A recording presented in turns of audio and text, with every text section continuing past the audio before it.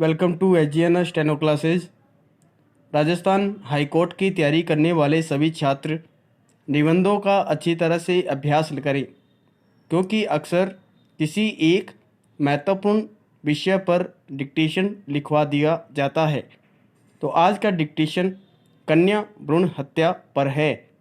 और आगे भी अगर आप चाहते हैं कि निबंध से संबंधित आपको डिक्टेशन पहुंच जाए तो आप चैनल को सब्सक्राइब कर लें। Dictation start. प्रकृति की प्राय सभी देनों में स्वाभाविक संतुलन देखा जाता है, किंतु मानव ने अपने स्वार्थों की पूर्ति के लिए प्रकृति का दोहन कर इस संतुलन को बिगाड़ने का कार्य किया है।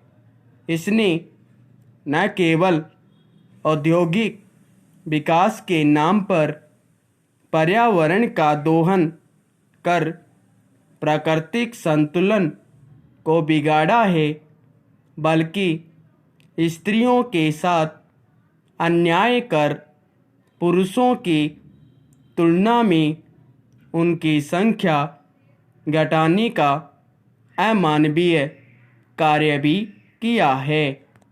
आज के इस तकनीकी युग में गर्भस्थ शिशु के लिंग का परीक्षण करना काफ़ी आसान हो गया है।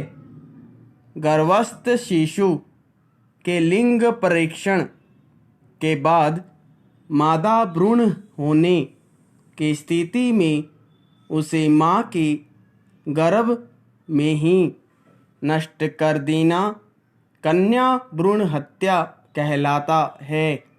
भारत में पिछले कुछ दशकों में स्त्री पुरुष लिंगानुपात में आए असंतुलन का मुख्य कारण कन्या भ्रूण हत्या है। Para change. कन्या भ्रूण हत्या आज एक ऐसी अमानवीय समस्या का रूप धारण कर चुकी है जो कई और गंभीर समस्याओं की भी जड़ है। इसके कारण महिलाओं की संख्या दिन प्रतिदिन घट रही है। भारत में वर्ष 1991 में प्रति 1000 पुरुषों पर 972 महिलाएं थीं। वर्ष 1991 में महिलाओं की यह संख्या घटकर 927 हो गई। वर्ष 1991-2011 के बीच महिलाओं की संख्या में वृद्धि दर्ज की गई। विराम। फलस्वरूप वर्ष 2011 की जनगणना में प्रति 1000 पुरुषों पर 943 महिलाएं हो गई। सामाजिक संतुलन के दृष्टिकोण से देखें तो यह वृद्धि भी पर्याप्त नहीं है। विराम। Para change. National crime record bureau के अनुसार वर्ष 2014 में कन्या भ्रूण हत्या के 50 मामले सामने आए थे। इसके बाद वर्ष 2015 में 45 और 2016 में 40 मामले सामने आए। भारत में 0 से 6 वर्ष की आयु वर्ग वाले बच्चों के लिंगानुपात की स्थिति सबसे दयनीय है। Para change.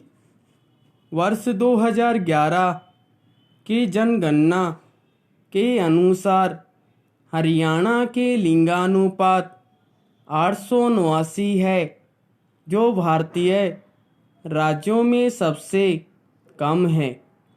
इन आंकड़ों को देखकर हम यह सोचने के लिए विवश हो जाते हैं कि क्या हम वही भारतवासी हैं जिनके धर्म ग्रंथ यत्र नार्यस्तु पूज्यन्ते रमन्ते तत्र देवता, अर्थात जहाँ नारियों की पूजा होती है वहाँ देवताओं का वास होता है, जैसी बातों से भरे पड़े हैं।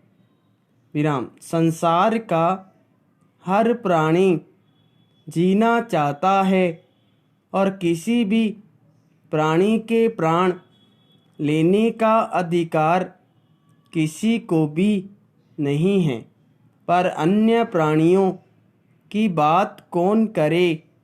आज तो बेटियों की जिंदगी कोख में ही छीनी जा रही है। संपूर्ण विराम।